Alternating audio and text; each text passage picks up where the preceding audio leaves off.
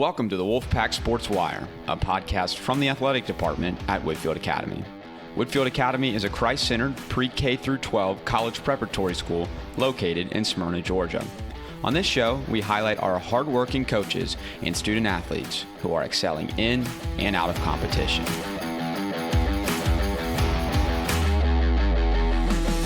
Welcome back to the WolfPack Sports Wire. I'm your host, Jack Hunter. It's the week of November 10th, and today is episode 13 of the show. Thanks for making us a part of your day. Today on the program, we'll continue our winter sports preview with our first-year head wrestling coach, Jeffrey Bettis. First, we're going to be joined by our head football coach, Robert Walsh, as the team is in the midst of a 3-week gap in between the region championship game and our first playoff game on November 21st. Coach Walsh, how are you doing this morning? I'm doing pretty good, Jack. How are you? I'm doing well. So last week we talked to you. It was after the region championship game, and we mentioned there's going to be a lot of time off between now and the next playoff game. So this past week, everybody had off. This upcoming week is the first round, and because of our regular season success, we've earned a bye week. So what's going to be the practice plan coming up this week as you try to keep the team ready for your first playoff game, which is going to come in 2 weeks? It'll be very similar to what it was last week.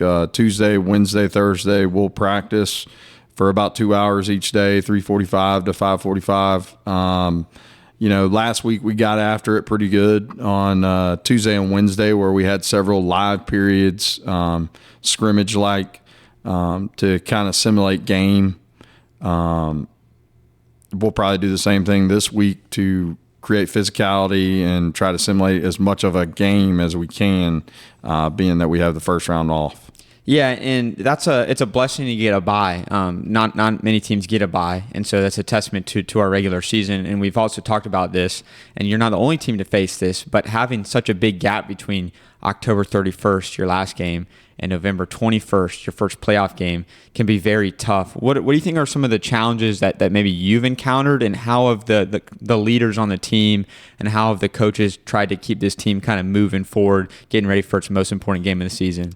Last year I had the approach of, we were in a very similar situation where we had the bye, and I gave the kids probably too much time off, got them away from football too much. This year, I kind of said I'm going to stick to our normal bye week schedule to where we practice Tuesday and Wednesday and Thursday, get after it a little bit, hoping the boys are going to be focused and bring energy to practice. Thankfully, we have huddle now, so I'm able to get film on Darlington and Aquinas, so we're able to prepare kind of our kids a little bit for both of them. But I can honestly say our kids brought great energy to practice last week. I think there's a hunger mindset. They got a chip on their shoulder. I think they realize really how close we are to playing with those top teams in our classification. Being in a tight ball game with Fellowship, who ended up earning the number one seed in our classification, I think really opened our kids' eyes to the possibilities of what we can do here in the playoffs. Yeah, and how much of that kind of a hunger mentality and that preparation, staying ready, comes from the players and has to come from the players? Because I know you're going to be on top of it, but we've talked about this year, we're dealing with teenage boys, that their minds can drift. So how much of it has to come from these seniors, these team leaders, and how much have you seen from them so far? Yeah, it definitely has to come from them. I'm going to bring my energy every single practice and try to keep them focused. But at the end of the day, we always say coach-led teams, they're going to be average to good. Player-led teams got a chance to be great. And we got a great senior class with 16 guys that are really invested and don't want the season to end. So they're doing everything they can to prepare and practice to make sure that we can continue our season. Yeah, and so speaking of the season, we've had a great season to this point. And now that we're a week out of the region championship game, we wanted to spend some time this week kind of reflecting on the regular season. There were records broken, one of the best regular seasons in Whitefield football history. So I just kind of want to run through some highlights of the season and just discuss the regular season it was. The first being record number of participation this year. What did it mean to have over 60 guys on the football team this year and have just a full sideline, something that you don't necessarily see all the time in our classification? I think it's huge. From a practice standpoint, allowing those freshmen to truly develop within our system and develop in practice without having to go against our seniors and be the scout team players predominantly, I think it's going to be huge for the future of our program. I think we'll be able to keep most of our freshmen out for football now because they didn't get beat down by our varsity guys all year. And then competitiveness at practice. We were able to go as much good on good probably in my whole coaching career at practice, being able to have Jamison White, Henry Tidwell, Ben Yarborough over there on scout team defense playing linebacker against us to challenge our offense, but also get them prepared for a Friday night football game. I think has been huge for us this year.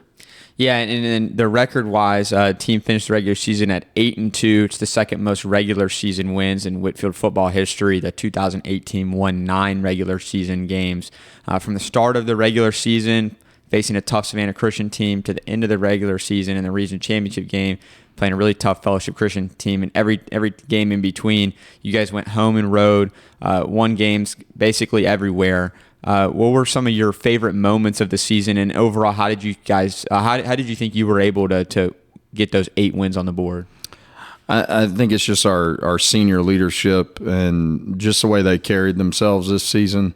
This is a group that in my 3 years here that I knew could be special. I didn't realize how special it was going to be. As I said on senior night in my quote before they walked out, this senior class has made me want to be a better football coach, but also a better mentor to young men in our program and come alongside them and growing spiritually on and off the field with these young men, I think has been probably my favorite part. The wins and losses take care of themselves when you have great leadership and kids that care about each other.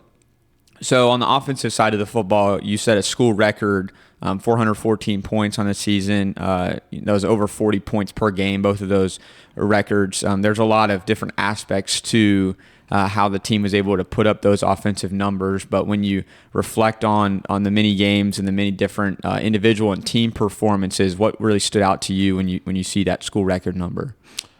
On the offensive side of the ball, we have a lot of weapons that we're able to utilize. I saw a lot of growth from our quarterback position this year in Landon, being able to put more on his shoulders throughout the season.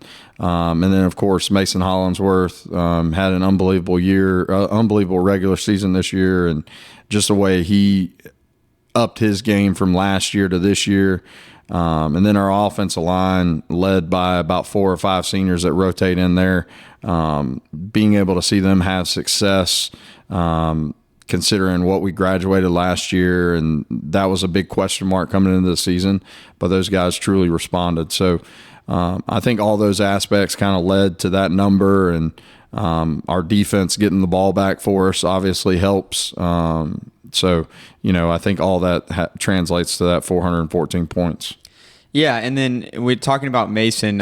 If we're talking about records, Mason Hollingsworth has to be brought up in this conversation. He did finish 3rd in the entire state. He led our classification, first in the entire state, with over 1,800 rushing yards. He had 30 total touchdowns, which according to MaxPreps, which is not all the time super accurate, but this is pretty accurate. One in 4 guys in the state that had 30 or more touchdowns this year. He had a Cobb County record versus St. Anne Pacelli, over 420 yards rushing. And we had like several 50-plus yard rushes in that game. Obviously, this is kind of a team record in a sense. Mason will be the first one to admit it. His offensive line in front of him was mauling through guys this season. But just to see the season he put up from the sidelines, what did you think of it? I'm happy for him. I think he put in a lot of work coming into this season, whether it be in the weight room, speed training on Tuesday mornings, running track in the spring to prepare prepare his speed for Friday nights. Just a lot of work went into this, and then just his leadership too.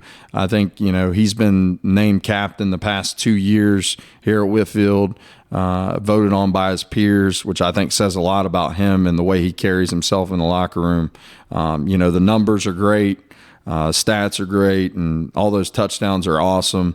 But at the end of the day, that's a great young man there that cares about his classmates, cares about his teammates, and does a really good job leading us. Yeah, there was a stretch after week 1 in the season, the 5 games that followed.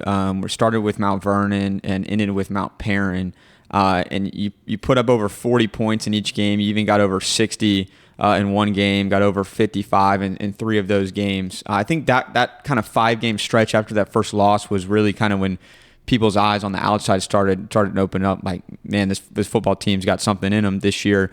How special do you think those games were, and how big do you think those games were early in the season, and those out of region games and those early region games to kind of show that give the team some confidence that the team was doing something special this year?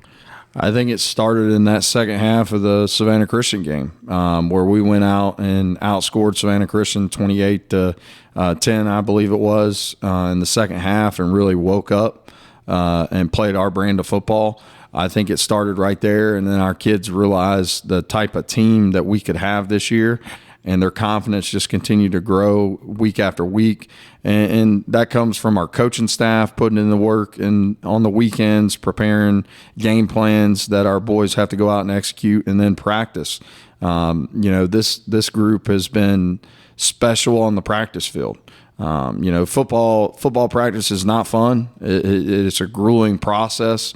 Those 4 days leading into a game, and you can make the most out of those practices as a player to make sure you have success on Friday nights, and that's what this team has done this year. Yeah, and we haven't mentioned the defense yet, and they're definitely worth mentioning. It's been a great unit this year. You mentioned taking away the ball. They have 10 interceptions this year, which is a little bit of a bump from last year's team that had, I think, 7 interceptions. Coach Kruger's done a great job with that defensive unit this year, and especially as of late in your 2 most important games of the year, in the sub-region championship game and in the region championship game. We spent a lot of time talking about how good the defense was. So how did you think this group developed over the course of the year, and how confident do you feel in them going forward, especially in a season where it's been talking a lot about the offense, but now you've got a defensive unit that's really playing their best football right now? I think defensively, the beginning of the year, we had a lot of young guys that are playing for us. So they had some growing up to do. You're talking about Thomas Dickey, Robert Sipp, Graydon Dukes was starting for us at the beginning of the year. Jamison White in his second year of playing linebacker for us. Parker Bassing playing up there on the D-line. Louis Barbieri. I mean, the list goes on with the young guys. Carson Lewis, a freshman at corner. So you're talking about a lot of young guys who didn't have a lot of Friday night experience. So I think throughout the season, they kind of grew up and started to understand run fits, the game plan, what we were trying to accomplish defensively. So that's why I think you've seen that uptick towards the end of the football season for us, was those sophomores are turning into juniors, and those juniors are turning into seniors, and they're really growing up right in front of our eyes. Yeah, and the front 7 was definitely a big part of that. William Dukes, 6 sacks on the season, 14 tackles for loss, and Jamison, as you mentioned, had 88 total tackles.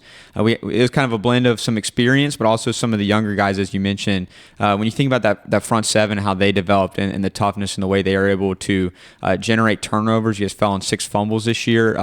What was it like seeing that group develop, especially with the school that we're at and some of the opponents we play? A lot of the offensive lines that we're playing against are maybe a lot bigger, but we held our own.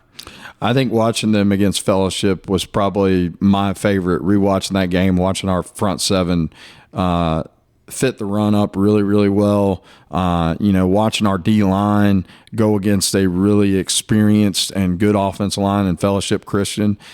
Just watching them execute the game plan, do a really good job, and compete and be physical and match the physicality of Fellowship.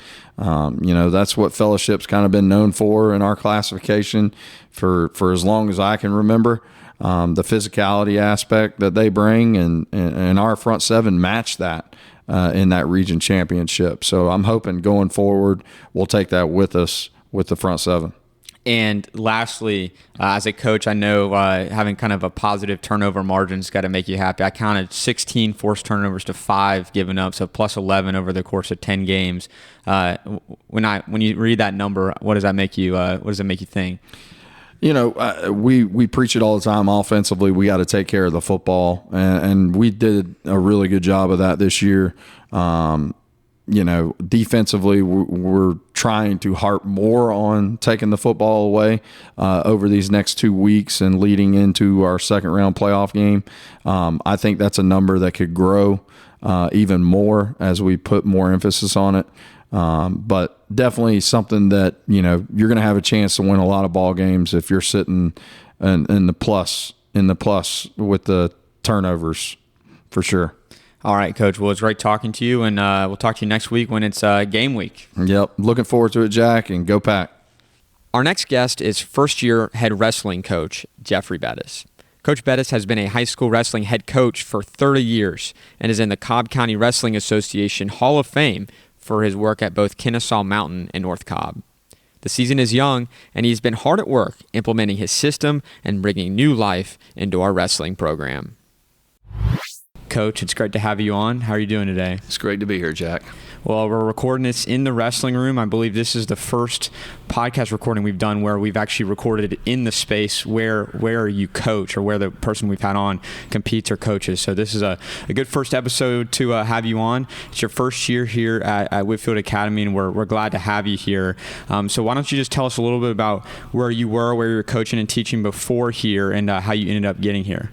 Okay, real quick, I am a Cobbite, meaning I was born in Cobb County. I've lived here my whole life. In terms of professionally, I have spent the last 31 years teaching in public schools. The last 26 or so were in the Cobb County School District. And in terms of how I got here, we're going to mention that God had his hand in a lot of, and actually all of this, not in some of it, but, you know, this time last year, I was working a 49% contract at North Cobb High School, which was my alma mater. It was the place of my last stop of my public school career. And I was actually on the schedule for this year to be a 49% teacher for all year in social studies. Some things changed with the schedule, and that wasn't going to happen after that. So 3 days later, I got a call from a Christian private school in Cobb County, wanting to know if I'd be interested in their head wrestling position. I went and interviewed with them, and for whatever reason, it didn't work out. I then went and interviewed at a different school. That was a Christian private school in Cobb County that had a wrestling position open, and never heard anything back.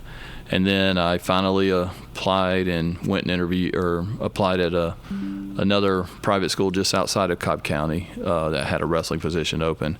And for the next 5 or 6 weeks, I didn't hear anything from anyone. And then just one day out of the blue, I have one of my friends in Cobb County who was retiring from his wrestling coaching job at a local school, who called and told me that the Whitefield Academy job was open. I then went home and told my wife that the Whitefield Academy job was open. I didn't really know much at all about Whitefield at the time. And she told me that one of her best friends from elementary school and middle school and high school had worked here 20-plus years, and she suggested we called her. So we called her, and she told us how wonderful Whitefield was. And the next day, my resume was ready to go because I'd been working on it, trying to find a job, and I submitted it to Whitefield's website and inquiring about the head wrestling coaching job. And within 2 days, I got a response, which was completely different than what had happened up to that point. Within 2 weeks, I was interviewing, and just a few days after that, I accepted a position. I actually told my wife after I interviewed here that if Whitefield offered the job, I was going to take it. I later interviewed at another school and told them the same thing, that if Whitefield offered the job. And Whitefield was very impressive to me.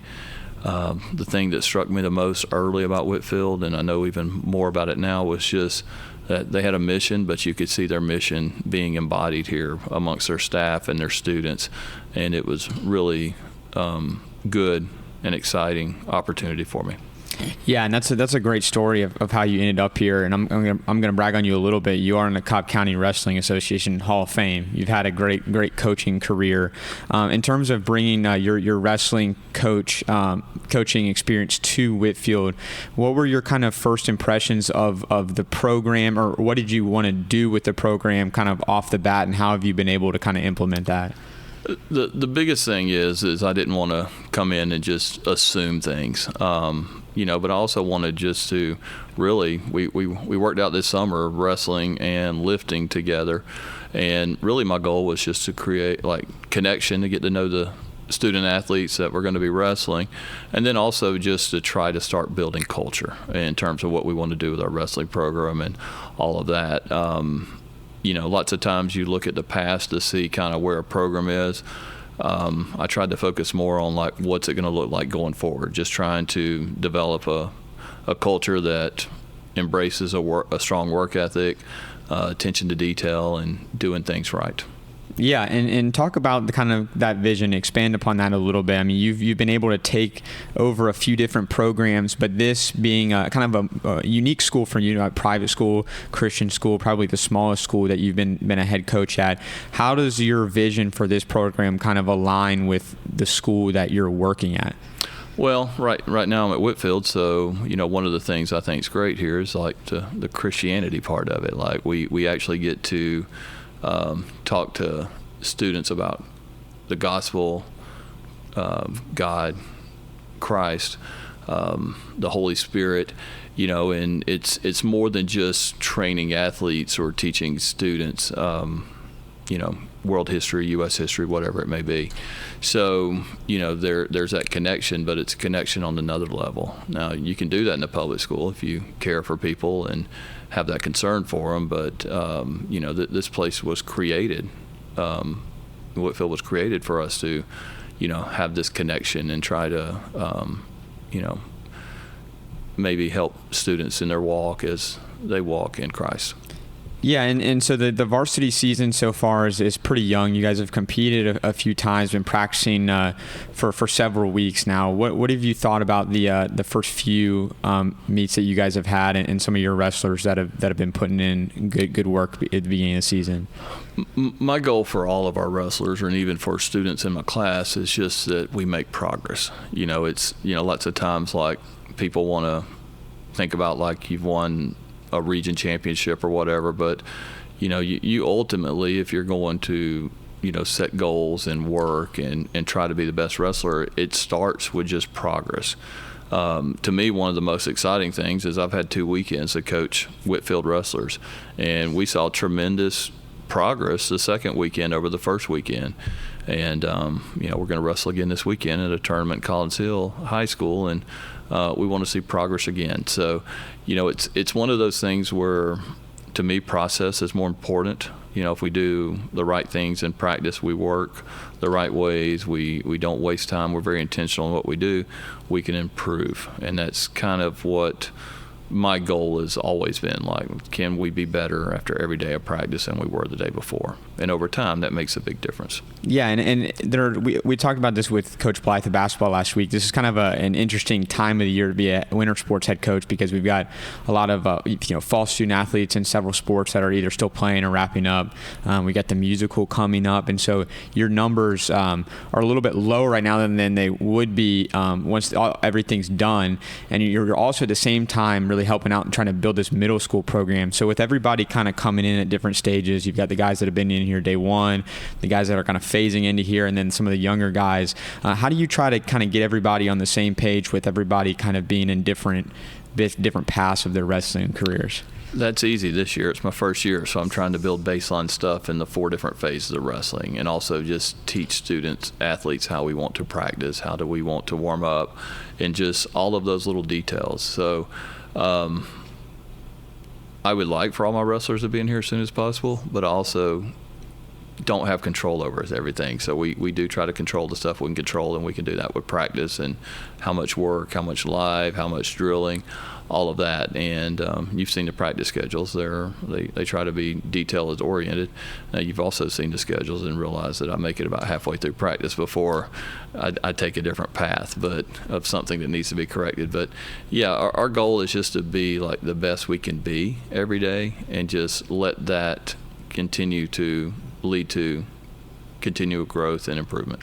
Yeah, and the last question I've got for you, wrestling is one of those sports at the high school level that's kind of an off the beaten path sport. It's not a Friday night football sport, being more of an Olympic sport. For those out there that are not super familiar with wrestling, or maybe a parent, your kids in middle school or high school, or you're thinking about trying out a new sport, why do you like the sport of wrestling? What's great about coaching it or competing in it? I think the sport of wrestling has a code, so to speak. Like, if you do wrestling, you understand that you're going to be successful if you put your time and your effort and your sweat into it.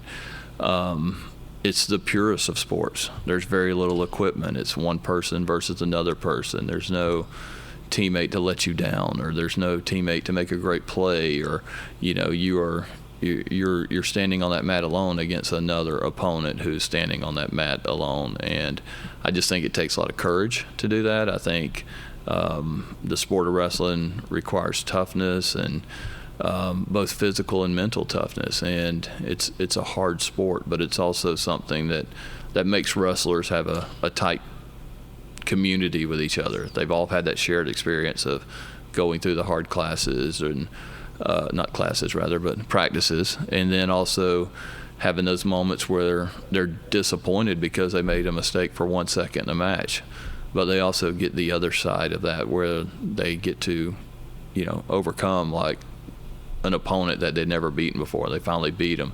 So those are just things that I think that leads to so much confidence for student athletes when they participate in wrestling, just the amount of work and then the success that comes from that training and work. All right, well, Coach Bettis, it was great to have you on today, and go get them this weekend. Thank you, Jack. That's it for today's episode of the WolfPack Sports Wire. Thanks so much for making it all the way to the end. I hope you enjoyed hearing from Coach Walsh and Coach Bettis today, as we got a better look into two of our programs. Finish the week strong, and we'll catch you next time on The Wire.